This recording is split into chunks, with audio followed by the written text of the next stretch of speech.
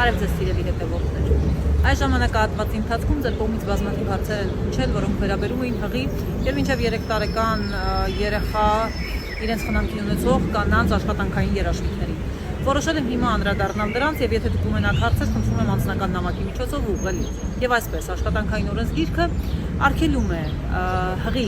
կամ մինչև 1 տարեկան երեխա իր խնամքին ունեցող կանանց ներգրավել առանց իրենց համաձայնության արկաժանմե աշխատանքի։ Հղի կամ մինչև 3 տարեկան երեխա իրենց խնամքին ունեցող կանանց արգելվում է առանց իրենց համաձայնության ներգրավել հերթապահության կամ գիշերային աշխատանքի։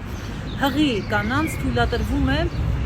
ուրեմն աշխատաժամանակի ընթացքում, եթե կարիք ունեն բժշկական հետազոտության, գործատուն պարտավոր է նրանց թույլատրել, որպեսզի նրանք գնան այդ հետազոտության, ընդ որում պահպանելով իրենց միջին աշխատավարձը։